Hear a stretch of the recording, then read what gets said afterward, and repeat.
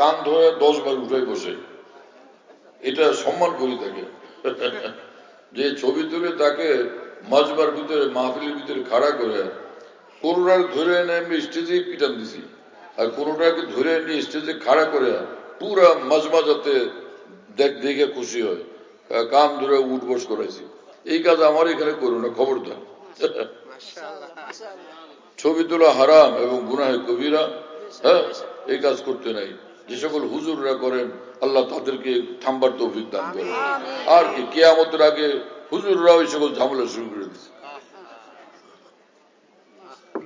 কিয়ামতের যে সকল আলামত তার মধ্যে একটা, হ্যাঁ, যে আলেম ওলামারও এরকম উল্টাপাল্টা কাজ শুরু করে দিবে। হ্যাঁ, কোরআন হাদিস শরীফে আছে ওলামা ও শাররুমান তাহতা আদিমিস সামা, যে কিয়ামতের আগে আলেমরা হবেন দুনিয়ার মধ্যে, দুনিয়া আসমানের নিচে সবচেয়ে নিকৃষ্ট জীব। এইরকম অবস্থা হয়ে যাবে। তো কি রকম ঘটনা? আলেমে দিনের কাজ, হ্যাঁ, আল্লাহ ওয়ালাদের কাজ হলো দিনের কথা বলা, দিন নিয়ে চলা, আল্লাহর দিকে ডাকা, আল্লাহ রসুল সাল্লাল্লাহু আলাইহি ওয়াসাল্লামের যে পবিত্র জীবন, নূরের জীবন, হ্যাঁ, সেই জীবনকে নমুনার মডেল হিসাবে পেশ করা এবং নিজেদের জিন্দগির মাধ্যমে সেটাকে পেশ করা। আলেমের কাজ ছবি তোলা। কোন বুজুর্গ ওলি আল্লাহর কাজ ছবি তোলা এবং ভিডিও করা, এই যন্ত্রপাতি নিয়ে ঘোরা, কোনোদিন এটা আলেমের শান না, এক আল্লাহ ওয়ালার শান না। যারা এই সকল করতেছেন আকাবিরদের অনুসরণে তারা যেন এই রাস্তা থেকে ফিরে আসেন। আল্লাহ পাক তৌফিক দান করেন। এক হাদিস শরীফ যেটা শুনায় দিই, রাসূলুল্লাহ সাল্লাল্লাহু আলাইহি ওয়াসাল্লাম বলেন, ইন্না আশাদ্দান নাস আযাবান ইয়াউমাল কিয়ামা মান কাতালা নাবিয়ান আও কাতালাহু নাবিয়্যুন ওয়া ইমামুন জায়ের ওয়াল মুসাব্বিরুন।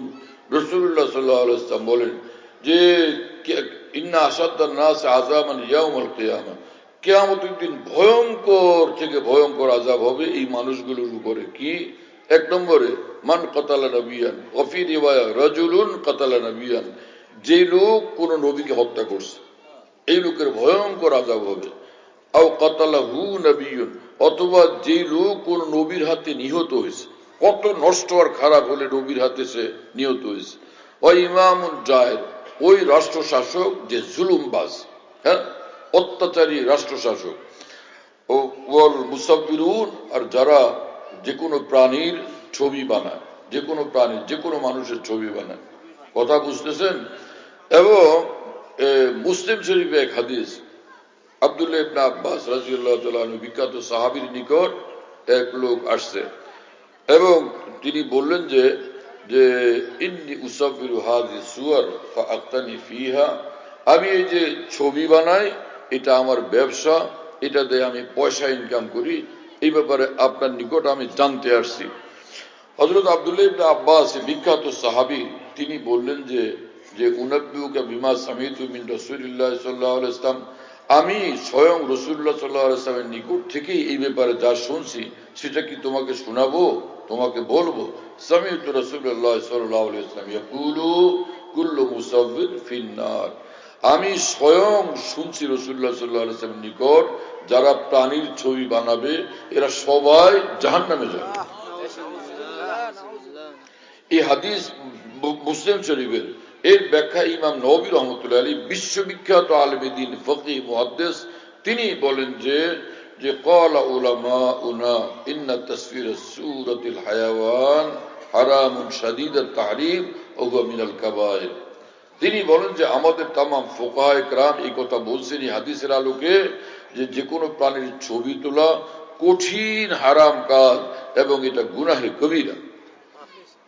কি কথা বুঝতেছেন? ঠিক হুবহু এই বাক্যটা, এই ইবারতটা এই ফতোয়া শামীর মধ্যে ইমাম ইবনে আবিদিন শামী উল্লেখ করছেন। উল্লেখ করে তিনি এই কথা বলছেন যে তামাম ফুকাহায়ে কেরামের, উলামায়ে কেরামের এই ব্যাপারে এজমা, ঐক্যমত যে প্রাণীর ছবি তোলা হারাম এবং গুনাহে কবিরা। কি কথা বুঝতেছেন ভাইরা? আসছেন ওয়াজ শুনতে, তো হারাম কাজ কেন করেন? দেখা দেখি এগুলো করেন না। কিয়ামতের আগে তো এই জমানায় আমরা আছি, এখন অন্যায় কাজ অনেক বেশি, জিনা, ব্যভিচার, জুলুম, অত্যাচার সব অনেক বাড়ছে। গান, বাদ্য এবং নর্তকী, এ সকল ব্যাপক হয়ে গেছে না, এগুলি সব কেয়ামত নিকটবর্তী হওয়ার আলামত। যাই হোক, কি বলতেছিলাম ভাই, দেখো এক লোকের ছবির হট্টগোলে কি ঝামেলা হয়ে গেল।